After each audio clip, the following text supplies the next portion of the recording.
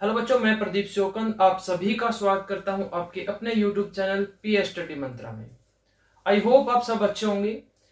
प्यारे बच्चों, जैसा कि आपको पता है, हम इतिहास विषय के बारे में बात कर रहे हैं और जिसमें हमने अपने पहले 2 अध्याय कंप्लीट कर चुके हैं। जिसमें सबसे पहले हमने पहला अध्याय सरस्वती सिंधु सभ्यता किया। उसके बाद हमने दूसरा अध्याय प्राचीन विश्व की प्रमुख सभ्यताओं के बारे में बात की। तो उम्मीद करता हूं कि दोनों अध्याय आपको बड़े अच्छे से क्लियर हो गए होंगे और आपने उनको अच्छे से रीड भी किया होगा और जैसे ही आपने क्वेश्चन किए होंगे तो वो आपको अच्छे से क्लियर भी हो गए होंगे। तो आज की हम क्लास में अपना तीसरा अध्याय विश्व के प्रमुख दर्शन शुरू करते हैं। तो आइए शुरू करते हैं हमारा तीसरा अध्याय, जिसका नाम है विश्व की प्रमुख दर्शन। बिल्कुल, विश्व के प्रमुख दर्शन। तीसरा हमारा अध्याय है विश्व के प्रमुख दर्शन। चलिए शुरू करते हैं। तो सबसे पहले विश्व के प्रमुख दर्शन, यानी कि दर्शन क्या होता है? हमारे आसपास में होने वाली जो भी घटनाएं हैं उनका मानसिक और तार्किक रूप से चिंतन करना, उनका सही गलत का निर्णय लेना दर्शन होता है। तो इस अध्याय में हम क्या क्या पढ़ेंगे उसके बारे में बात करते हैं। तो सबसे पहले हम आओ जाने, पूर्व के अध्याय में हम विश्व की प्रमुख सभ्यताओं का अध्ययन कर चुके हैं, जिसमें हमने पहले अध्याय में सिंधु घाटी सभ्यता और दूसरे अध्याय में मुख्य तौर पर 6 सभ्यताओं के बारे में बात की थी, जिसमें मिस्र की सभ्यता, मेसोपोटामिया की सभ्यता, यूनान की सभ्यता, रोमन सभ्यता, उसके बाद चीन की सभ्यता और अंत में हमने माया सभ्यता के बारे में बात की। तो इस अध्याय में हम दर्शन के बारे में बात करेंगे। तो विश्व के प्रमुख सभ्यताओं का अध्ययन कर चुके हैं। इस अध्याय में हम विश्व के प्रमुख दर्शनों की चर्चा करेंगे, जिसमें सबसे पहले हम पढ़ेंगे धर्म का अर्थ एवं लक्षण, कि धर्म का अर्थ क्या होता है और उसके लक्षण क्या क्या हैं। उसके बाद 6 दर्शन पढ़ेंगे हम, जिसमें सबसे पहले हम वैदिक दर्शन के बारे में बात करेंगे, उसके बाद जैन दर्शन, उसके बाद बौद्ध दर्शन के बारे में बात करेंगे, फिर हम पारसी दर्शन, फिर यहूदी दर्शन और अंत में हम कन्फ्यूशियस दर्शन के बारे में बात करेंगे। यानी कि जिस प्रकार हमने दूसरे अध्याय में 6 सभ्यताएं पढ़ी, इस अध्याय में हम मुख्य तौर पर 6 दर्शनों के बारे में बात करेंगे। काफी आसान लेसन है। दूसरा लेसन में कुछ शब्द थे जो आपको डिफिकल्ट भी लगे होंगे, क्योंकि पहली बार सुने हैं आपने। तो उसके बारे में मैंने बताया भी था कि आप इन तीनों का तो 6 का तुलनात्मक अध्ययन कीजिए तो काफी आसान लगने लगेगा लेसन। इस अध्याय में हम 6 अलग अलग दर्शन के बारे में बात करेंगे। तो सबसे पहले सभ्यता के प्रारंभ से ही, यानी कि पिछले अध्याय में हमने पढ़ा कि सभ्यता का आरंभ कैसे हुआ। तो जैसे ही सभ्यता का आरंभ हुआ, उसी के साथ साथ दर्शन का भी आरंभ हुआ। यानी कि जैसे ही लोगों ने स्थायी तौर पर रहना शुरू किया, तो उसके साथ साथ उनके मन में विचार आना शुरू हो गए कि उनके आसपास में जो घटनाएं हो रही हैं वो किस वजह से हो रही हैं।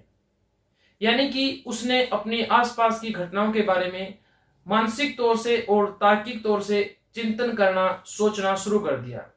जैसे कि मनुष्य हमेशा सोचता है कि वो कौन है, वो कैसा है, आत्मा क्या होती है, मरने के बाद क्या होता है, क्या दोबारा जन्म होता है।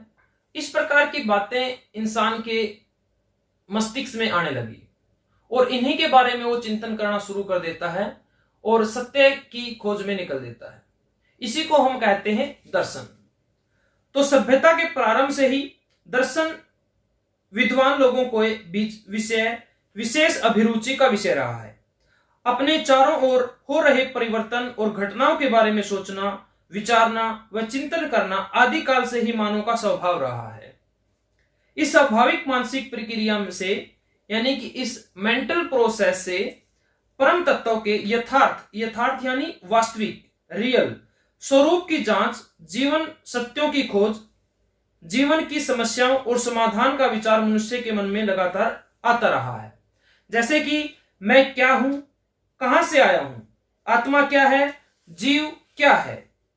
उसके बाद आत्मा का शरीर से क्या संबंध है, मृत्यु के बाद कहां जाऊंगा। विचारों की इस प्रक्रिया ने धर्म, मजहब एवं पंथों को जन्म दिया। इसने मनुष्य के जीवन दर्शन को विकसित करने में मदद की। दर्शन सत्य और ज्ञान की खोज करता है। दर्शन क्या करता है? सत्य और ज्ञान की खोज करता है, क्योंकि उसके मस्तिष्क में क्वेश्चन यही आए थे कि मैं कौन हूं, आत्मा क्या है, आत्मा का शरीर से क्या संबंध है, मरने के बाद क्या होता है।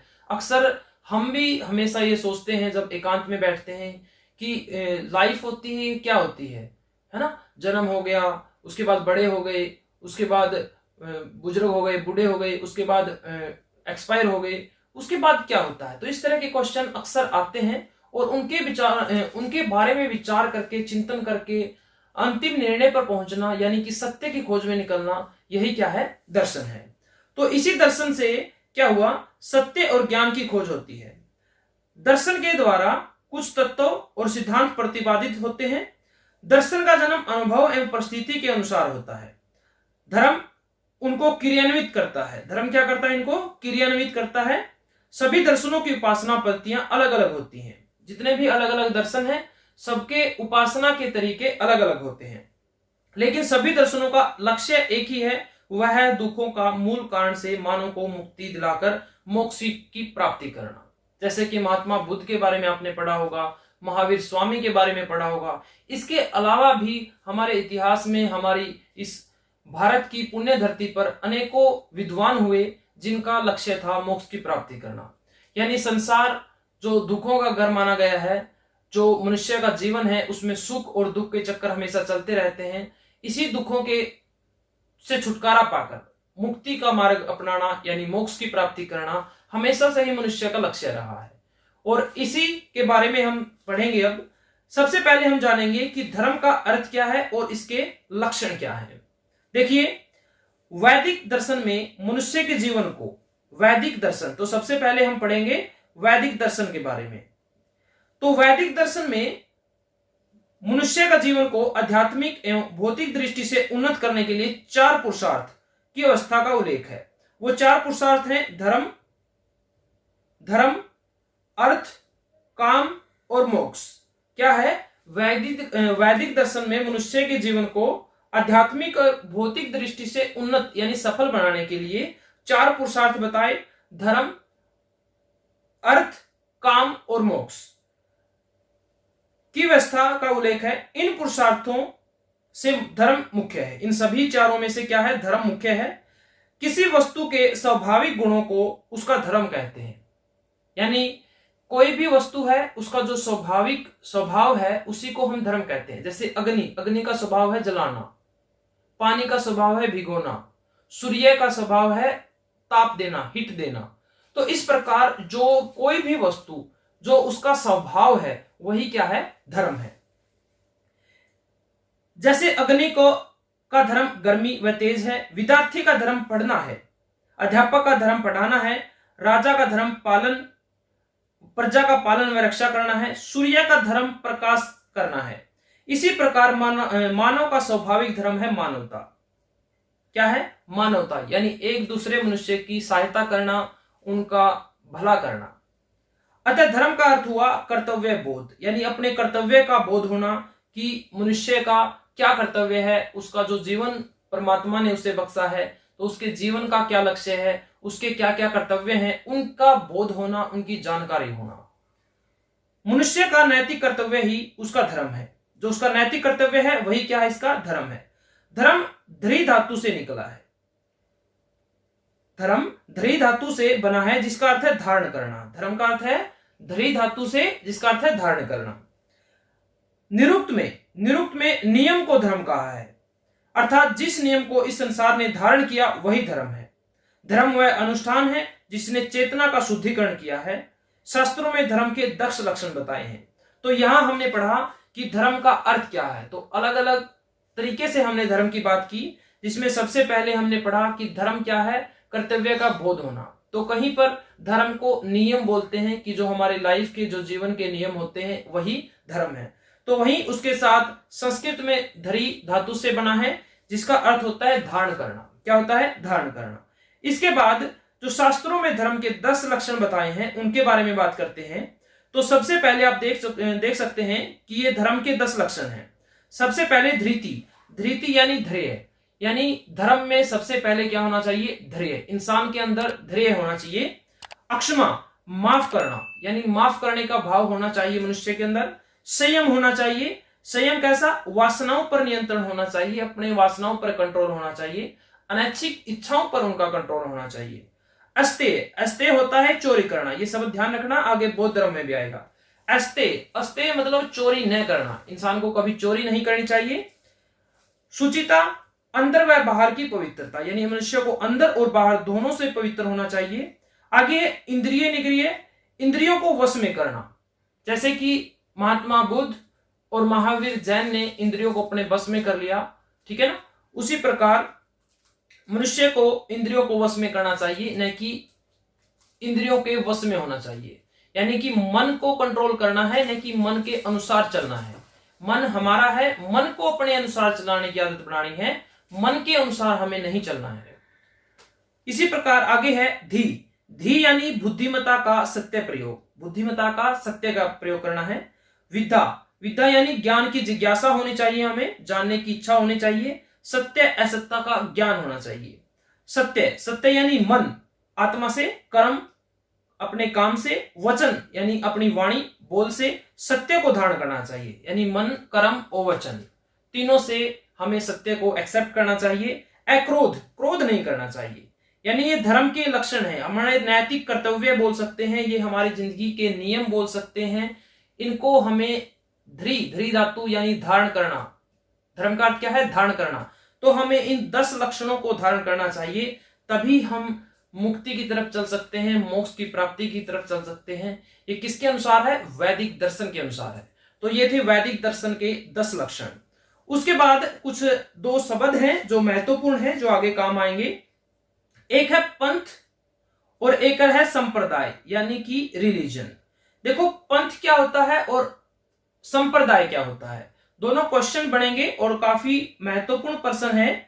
तो सबसे पहले, किसी व्यक्ति या उसके विचारों के इर्द गिर्द विकसित एक रहस्यमय पूजा पद्धति व कर्मकांड पंथ कहलाता है, यानी कि जिसमें सिर्फ एक व्यक्ति के विचार ही महत्वपूर्ण है और उसके चारों तरफ उसने जो प्रोसेस शुरू की है, जो कर्मकांड बताए हैं, वही मनुष्य करने का प्रयास करता है, तो उसको कहते हैं पंथ।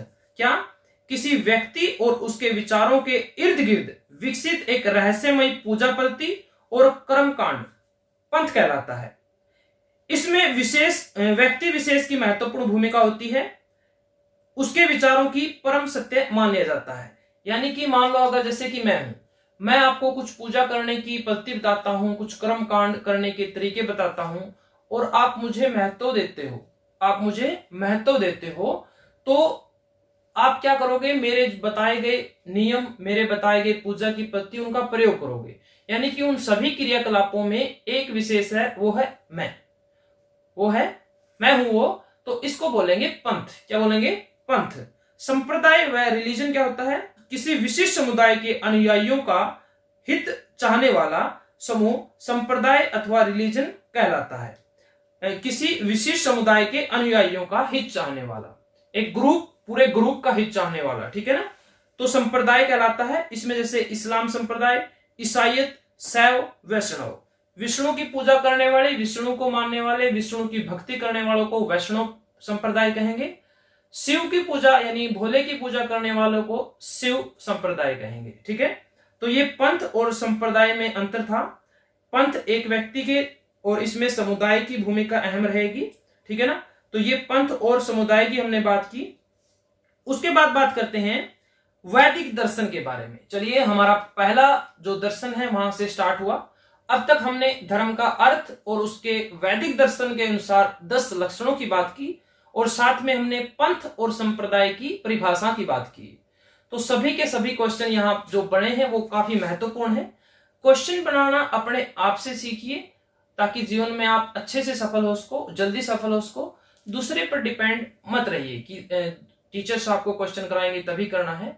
अपने आप एनसीईआरटी से क्वेश्चन ढूंढना सीखिए, काफी फायदेमंद होगा, ठीक है। उसके साथ साथ आप क्लास को लाइक जरूर कर दीजिए और एक अच्छा सा कमेंट जरूर कर दीजिए, क्योंकि आपका लाइक और कमेंट ही हमारे लिए एक मोटिवेशन का काम करता है। तो सबसे पहले लाइक कर दीजिए, उसके बाद हम आगे क्लास को बढ़ाते हैं और वैदिक दर्शन के बारे में हम बात करेंगे। सबसे पहले जो हमारा पहला दर्शन है, तो चलिए फटाफट लाइक कर दीजिए और अपने सहपाठियों के साथ, अपने मित्रगणों के साथ जल्दी से शेयर कर दीजिए। व्हाट्सएप ग्रुप, फेसबुक, इंस्टा, जहां भी जो भी आप यूज करते हो वहां शेयर कर दीजिए। चलिए शुरू करते हैं। आई होप आपने लाइक और शेयर कर दिया होगा। तो सबसे पहले करते हैं वैदिक दर्शन के बारे में बात। क्या? वैदिक दर्शन। देखो, हमने पहले पढ़ा था कि सभ्यता के बारे में पढ़ा। जैसा कि मैंने बताया था पहले अध्याय में कि 20वीं शताब्दी से पहले, यानी 1921 में जब हड़प्पा की खोज हुई थी, उससे पहले वैदिक सभ्यता जो हुई थी, जिसमें आप ऋग्वेद, 4 वेद पढ़ते हैं, कुछ और बातें भी बहुत सारी पढ़ते हैं, उसको सबसे प्राचीन सभ्यता माना जाता था। लेकिन 1921 में हड़प्पा की खोज के बाद सिंधु घाटी सभ्यता को हड़प्पा सभ्यता कह सकते हैं, जिसको कांस्य युगीन सभ्यता जिसका हमने नाम बताया था, उसको सबसे प्राचीन सभ्यता माना गया। तो जो वैदिक दर्शन है यानी वैदिक सभ्यता है, उसी के बारे में बात करेंगे हम। तो वैदिक दर्शन सनातन है।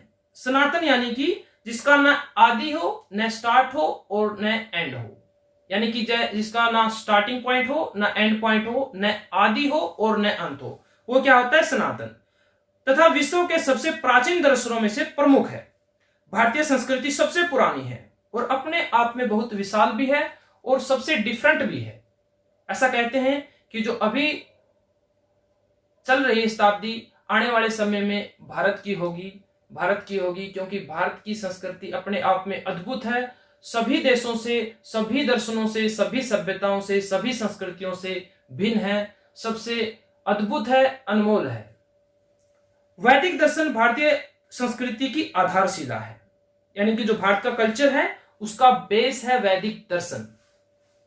वैदिक दर्शन वह आचार संहिता है जिससे हम आदर्श जीवन जीने की कला सीखते हैं, यानी एक आदर्श जीवन जीने की कला सीखते हैं। वैदिक दर्शन में धर्म के स्वरूप को स्वीकार किया गया है। धर्म के स्वरूप को स्वीकार, धर्म शब्द आते ही आपको याद होना चाहिए कि धर्म के हमने 3 अर्थ पढ़े। ध्री धातु यानी धारण करना, यानी कि निरुक्त के अनुसार नियम, और एक और हमने पढ़ा था अपने कर्तव्य का बोध। तीनों शब्द आपको याद होने चाहिए और 10 लक्षण के बारे में बात की, वो आपको याद होने चाहिए। वैदिक दर्शन के धर्म के स्वरूप को स्वीकार किया गया है, अतः वैदिक दर्शन को लोगों ने धर्म बना दिया। वैदिक दर्शन को क्या बना दिया? धर्म बना दिया। इसके साथ हम कुछ महत्वपूर्ण शब्द पढ़ते हैं। जैसे सबसे पहले है सनातन। सनातन क्या होता है सर? हमेशा बने रहने वाला सत्य, हमेशा बने रहने वाला सत्य, जिसका न आदि है, न स्टार्टिंग पॉइंट है और न एंड है, यानी अंत है। तो वो क्या होता है? दर्शन। एक परम सत्य है जिसका न आदि है न अंत है। उसके बाद दर्शन, बौद्धिक और तार्किक चिंतन। बौद्धिक और तार्किक चिंतन क्या होता है? दर्शन। दर्शन दृश्य धातु से बना है, जिसका अर्थ है देखना, जानना, साक्षात करना, यानी किसी चीज को, किसी घटना को देखकर जानने का प्रयास करना। अपने चारों ओर होने वाली घटनाओं को जानकर उसका बौद्धिक और तार्किक चिंतन करना, अर्थात सही व गलत को जानना, दर्शन कहलाता है। फिलोसफी, दर्शन को इंग्लिश में फिलोसफी कहते हैं, यानी ज्ञान से प्रेम। फिलोसफी का उद्देश्य ज्ञान प्राप्ति है, न कि जीवन सुधार। क्या होता है इसका उद्देश्य? सही गलत का पता लगाकर ज्ञान की प्राप्ति करना, इसका अर्थ होता है। तो तीनों शब्द हमने बात की, काफी महत्वपूर्ण है, क्वेश्चन एग्जाम में आने लायक है। इसके साथ हमने 2 शब्द और पढ़े थे, पंथ और संप्रदाय। तो इनको अच्छे से रीड करना काफी महत्वपूर्ण है। चलिए उसके बाद हम बात करते हैं जो वैदिक दर्शन है उसके मुख्य स्रोत क्या है। देखिए, वैदिक दर्शन के मुख्य स्रोत। वैदिक दर्शन वेदों की प्रमाणिकता को मानते हैं, यानी कि वैदिक दर्शन किस पर डिपेंड है? वेदों पर। तो वेदों की प्रमाणिकता को मानते हैं तथा वैदिक साहित्य में उपलब्ध होता है। इसमें वेद, ब्राह्मण ग्रंथ, आरण्य और उपनिषद मुख्य हैं। तो अभी हम एक एक करके बात करेंगे। सबसे पहले हम बात करेंगे वेद, उसके बाद ब्राह्मण ग्रंथ और आरण्य और उपनिषद। ग्रंथ क्या होते हैं? कोई भी धार्मिक या ऐतिहासिक पुस्तक को हम ग्रंथ कहते हैं। तो जो ब्राह्मण ग्रंथ है, वेद है, आरण्य है, इनके बारे में बात करेंगे। तो सबसे पहले दर्शन।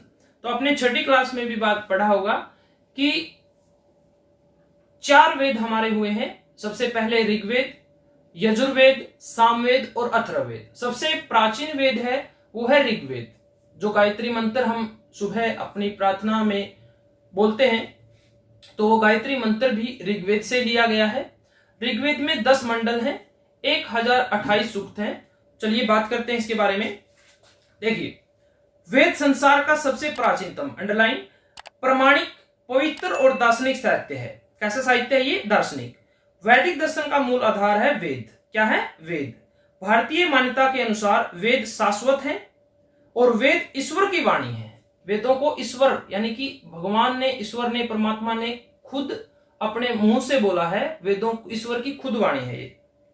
वेद का अर्थ होता है ज्ञान। क्या होता है वेद का अर्थ? ज्ञान। वेद संस्कृत के विद धातु से बना है। विद यानी जानना, तो वेद का अर्थ होता है ज्ञान और विद धातु से बना है जिसका अर्थ है जानना। जैसे किसी समाज व सभा के सही संचालन के लिए नियम बनाए जाते हैं, वैसे ही वेद मानव धर्म के नियम शास्त्र हैं। मानव धर्म के नियम शास्त्र हैं। वेद 4 हैं। कितने हैं? 4। कौन कौन से हैं? चलिए बात करते हैं। सबसे पहले है ऋग्वेद। कौन सा वेद? ऋग्वेद। उसके बाद यजुर्वेद, सामवेद और अथर्ववेद। ठीक है, तो 4 वेद हुए। इनको क्रम में याद रखना, क्योंकि सबसे प्राचीनतम कौन सा है? ऋग्वेद। आप कहीं घूमने गए होगे तो जरूर आपने कहीं ना कहीं कुरुक्षेत्र की तरफ अगर आप घूमने गए होगे, ज्योतिष तीर्थ पर, ब्रह्म सरोवर पर गए होगे, तो वहां आपने बुक्स, ये काफी जगह ये ग्रंथ देखे भी होंगे। और कभी आगे जाओ तो इनको जरूर पास जाके इनको खोलकर देखना। संस्कृत में आपको ये लिखे मिलेंगे, लेकिन साथ में आपको इसका हिंदी में भावार्थ भी जरूर बताया गया होगा। काफी महत्वपूर्ण ग्रंथ है, हमारी संस्कृति की एक विशाल धरोहर है। मैं आपको सुझाव दूंगा कि जीवन में कभी भी समय मिले तो आप इनको जरूर पढ़ना। उसके बाद ऋग्वेद की बात करते हैं। यह सबसे प्राचीन वेद है, अंडरलाइन। इसमें देवताओं का आह्वान करने के लिए मंत्र दिए गए हैं, यानी परमात्मा को खुश करने के लिए, परमात्मा को बुलाने के लिए मंत्र दिए गए हैं। गायत्री मंत्र, ओम भूर्भुवः स्वः, ठीक है ना, इसी वेद के मंत्रों में से एक है। इसमें 10 मंडल हैं, अंडरलाइन। 10,552 मंत्र हैं। इसमें प्रथम मंडल में कहा गया है, 10 मंडल हैं, तो पहले मंडल में कहा गया है कि सत्य यानी ईश्वर एक है। विद्वान लोग उसे अनेक नामों से पुकारते हैं। यह प्राचीनतम वेद है, तो इसको याद रखना। इसमें परमात्मा को बुलाने के लिए, उनको खुश करने के लिए मंत्र दिए गए हैं। इसमें 10 मंडल हैं, ठीक है, और एक मंत्र कितने हैं? 10,552। और सूक्त की अगर बात करें तो 1028 सूक्त हैं। इसमें दे नहीं रखे, लिख लेना, ठीक है। सबसे पुराना वेद है। उसके बाद यजुर्वेद। इस वेद में कर्म की प्रधानता है। किसकी प्रधानता है? कर्म। इसमें 40 अध्याय हैं, 1975 मंत्र हैं, जिसमें अधिकतर यज्ञ के मंत्र हैं। क्या है? यज्ञ के मंत्र। यह 2 भागों में विभाजित है, एक शुक्ल यजुर्वेद और एक कृष्ण। कौन कौन से? एक शुक्ल और एक कृष्ण, यानी कि यह ऐसा वेद है जो गद्य और पद दोनों में लिखा गया है, तो इसके बारे में याद रखना। उसके बाद है सामवेद। यह वेद भारतीय संगीत का मूल है, यानी जो भारत का संगीत की जन्म हुआ है, उत्पत्ति हुई है, वो सामवेद से हुई है। सारे गामा, ठीक है ना, ये सामवेद से उत्पत्ति हुई है इनकी। ऋग्वेद के मंत्रों का संगीत में रूप है। देवताओं की पूजा करने के लिए मंत्र शामिल है, जिनकी संख्या 1875 है। सामवेद में अधिकतर ऋचाएं ऋग्वेद की ही हैं, यानी कि बहुत सारा जो इसका पार्ट है वो ऋग्वेद से ही लिया गया है। अथर्ववेद जो हमारा अंतिम यानी कि सबसे नया वेद हम कह सकते हैं। जैसे 2 प्रकार के क्वेश्चन बनते हैं, सबसे प्राचीन वेद कौन सा है? ऋग्वेद है। सबसे नया वेद कौन सा है? तो अथर्ववेद है, जिसको अथर्वा ऋषि के द्वारा लिखा गया था। इसके पास में लिख रहे हैं ना, अथर्वा ऋषि। यह वेद जन सामान्य से जुड़ी समस्याओं का समाधान, जीवन और समाज के नियमों का संकलन है। यह वेद ब्रह्म ज्ञान का उपदेश देता है, वह मोक्ष के उपाय भी बताता है। इसमें गणित, विज्ञान, आयुर्वेद, समाजशास्त्र, कृषि विज्ञान, चिकित्सा विधि, रोगों से संबंधित ज्ञान भी संकलित है। इसमें 5,987 मंत्र हैं, तो आपको सभी के मंत्र जरूर याद होने चाहिए। इसमें किस वेद में कितने मंत्र दिए गए हैं, सभी को आपको याद रखना है। तो 4 वेदों की हमने बात की। यह सबसे पहले हमने बात की ऋग्वेद की, फिर यजुर्वेद, सामवेद और फिर अथर्ववेद। तो चलिए आगे बात करते हैं ब्राह्मण ग्रंथ। तो सबसे पहला जो वैदिक दर्शन का स्रोत था वो था वेद, जिसमें हमने बात कर चुके हैं। अब दूसरा जो स्रोत है वो है ब्राह्मण ग्रंथ। ब्राह्मण ग्रंथ क्या होते हैं? देखो, वेदों के मंत्रों का अर्थ करने में सहायक होते हैं। ब्राह्मण ग्रंथ क्या है?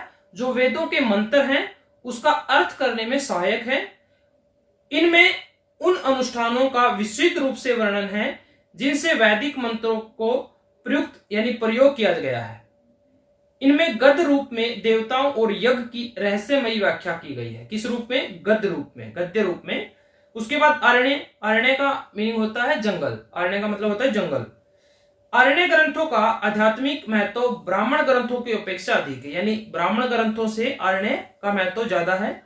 वानप्रस्थियों और सन्यासियों, यानी कि जैसा कि वेदों में 4 आश्रम बताए हैं, 4 आश्रम में सबसे पहले 100 वर्ष की आयु मानकर, मनुष्य की 100 वर्ष की आयु मानकर उनको 4 भागों में बांटा। सबसे पहले जो आश्रम होता है वो ब्रह्मचर्य, जन्म से लेकर 25 वर्ष तक, जिसमें एक विद्यार्थी के तौर पर भूमिका निभाता है बच्चा और शिक्षा ग्रहण करता है। दूसरा आश्रम है गृहस्थ आश्रम, जिसमें उसकी शादी होती है और वह अपने वंश को आगे बढ़ाता है।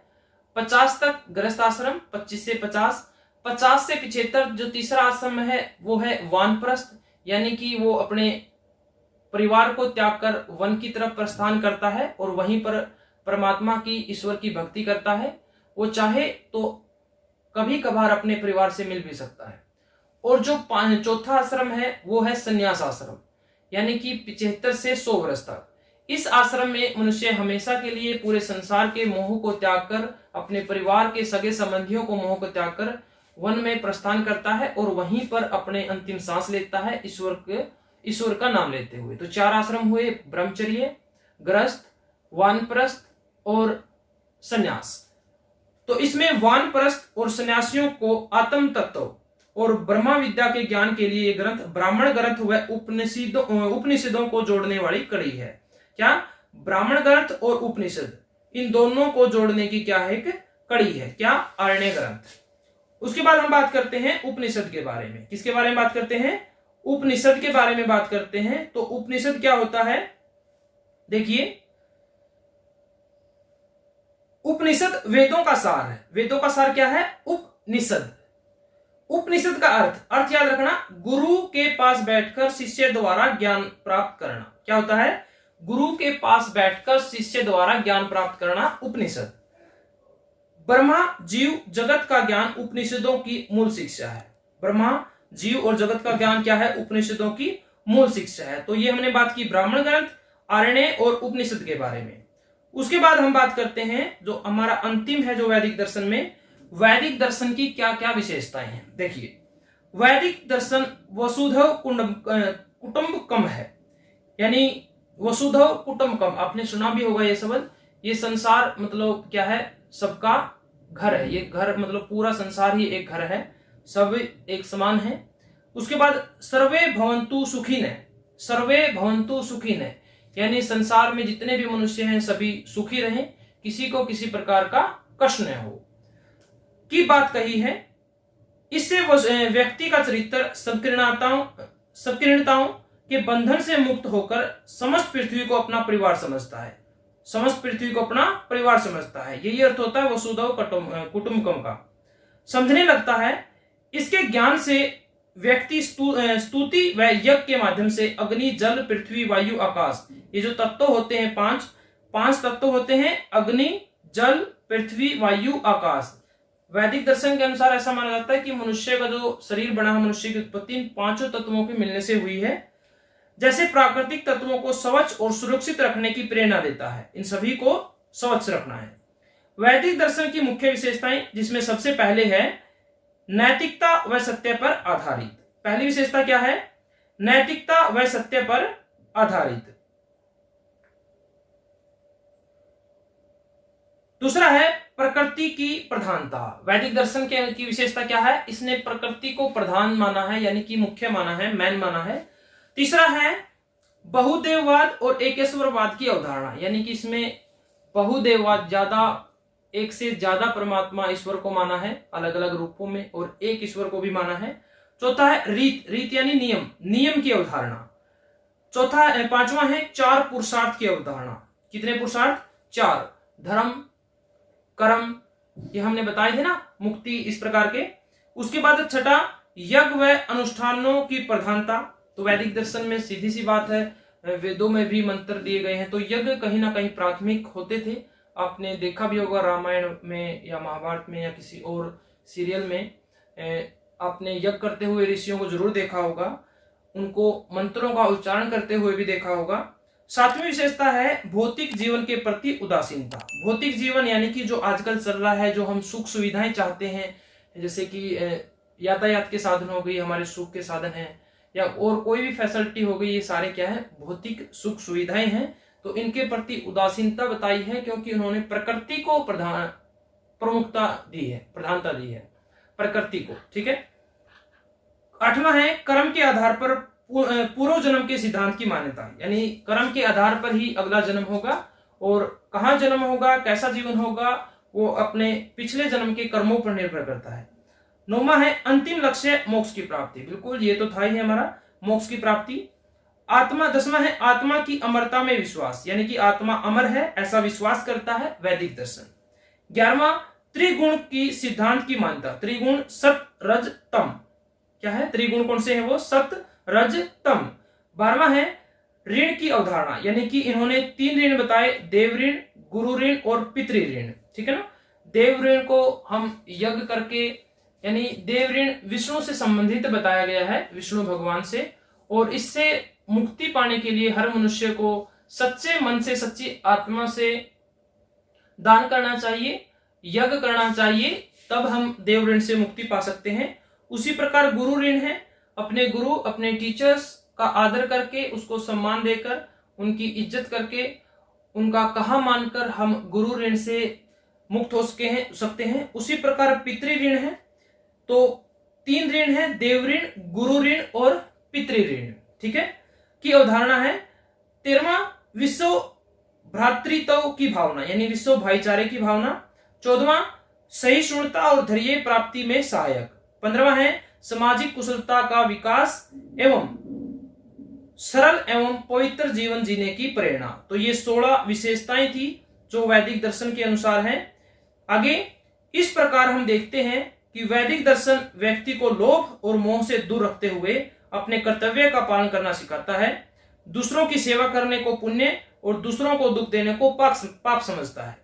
वैदिक दर्शन शाश्वत है, यह नित्य नूतनता का आभास करवाता है और आदर्श जीवन जीने की कला सिखाता है।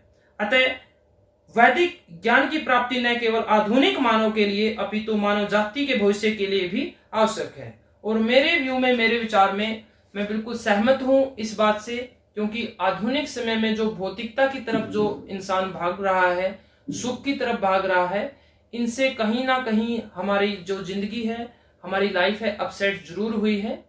ज्यादा सुख सुविधाओं की वजह से जहां एक तरफ हमें सुख मिल रहा है, तो वहीं कहीं ना कहीं हम इस आरामदायक जीवन में मानसिक तनाव महसूस कर रहे हैं, और कहीं ना कहीं हमारा फिजिकल स्ट्रक्चर भी चेंज हुआ है।